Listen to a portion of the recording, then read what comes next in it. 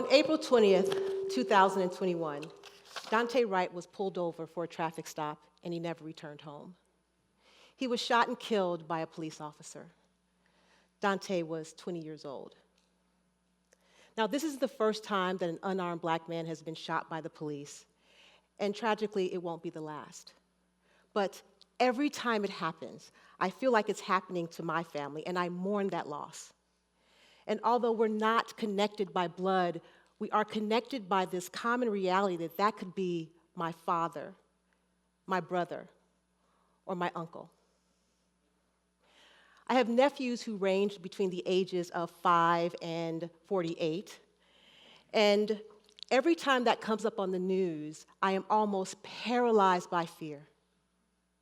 And with the exception of my 5-year-old, it is not uncommon that they get a call from their auntie to have what I call the talk. And during the pandemic, I felt like I had that talk so many times that my message was getting lost. I mean, how many times can I tell them that if you are stopped by police, call your mom, put it on speakerphone, put the phone on the floor or on the seat next to you, put your hands on the steering wheel at the 10 and 12 position, only speak when you're spoken to, and by all that is holy, just comply. The hardest part for me of having that conversation with them is that I have to tell my nephews, these young black men, to act like they are less than, so they have the best chance of getting home. It is a heavy conversation, and if you add to that, I'm almost 3,000 miles away. I am always in fear that my words won't connect.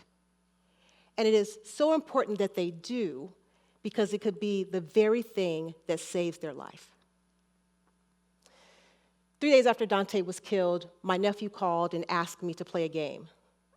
Now, at the time, I was the chief diversity officer for the leading game publisher, so I'm like the cool aunt, and I have to tell you, it is a title that I wear proudly.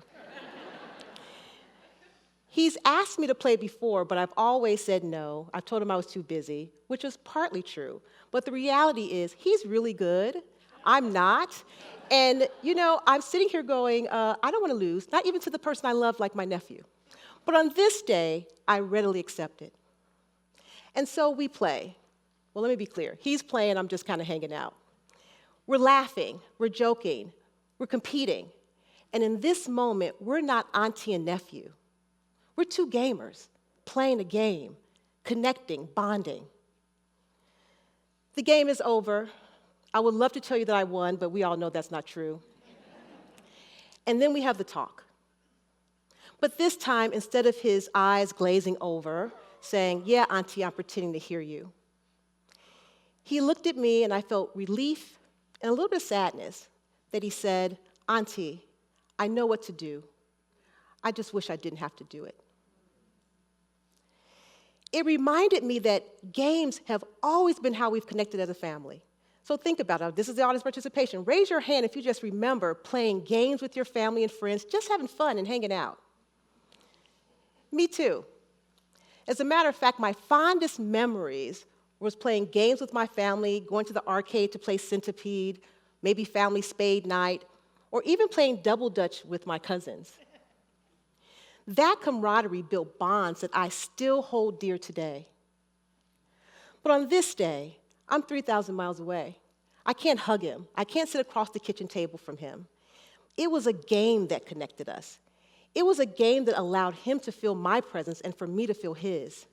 It was a game that bonded us. It was a game that gave us joy. And it was a game that allowed me to break through even though I wasn't there. Now, gameplay spiked during the pandemic. According to the Entertainment Software Association, over 227 million Americans played games during that time. It was a way to relieve stress and a much-needed distraction for what was going on in the world. Not only were we stuck in our houses, probably away from extended family and friends, we were losing some of our loved ones to the virus, and we were going through some really heavy social, cultural, and geopolitical issues that we have never experienced before. It is no doubt that the pandemic changed the way we saw the world. We were isolated, disconnected, lonely, agitated, and I was so afraid I was becoming apathetic because there was so much coming at us that you had to shut down. I heard from so many gamers that it was the love of play that kept them grounded and connected to their communities and gave them a much-needed outlet. And you know what? I believe them, because it happened for me that day with my nephew. And parents started playing games with their children in the pandemic. And I could so see that as a way to connect, because I remember one daughter was watching television, the other one's on her phone, and mom on my computer. It brought us together in the house to connect, which is a good thing.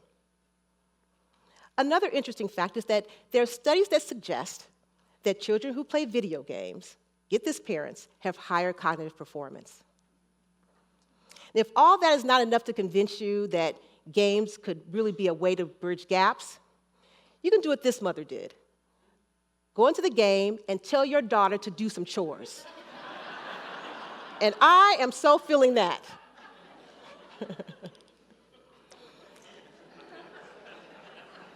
Lasagna, I love it, right?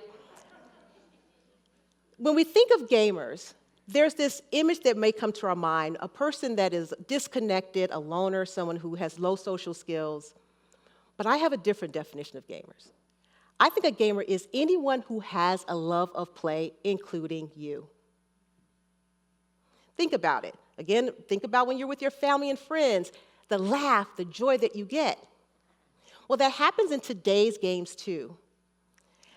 I don't suggest that toxicity doesn't exist in the game. As a matter of fact, I know that it does, but I also know that it bonds.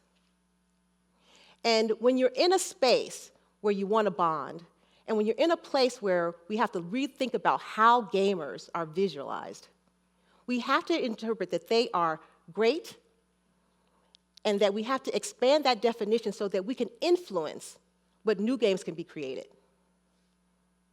So I suggest to you that this is a gamer. This is a gamer. These are gamers. And my family across that kitchen table, we are gamers. This is my nephew. So, what if games could facilitate the bonds and the connection that we've been missing? According to Newso, there are 3.2 billion gamers in the world. I am such a big believer that one person, one act of kindness, can make a difference. 3.2 billion, we got a movement. And that's what we need to be thinking about. So, we're going to test this for a minute. I want the next time that you want to connect, you want to bond, do it through gameplay. I'm not suggesting that a video game can change the world, but I'm not saying that it can't.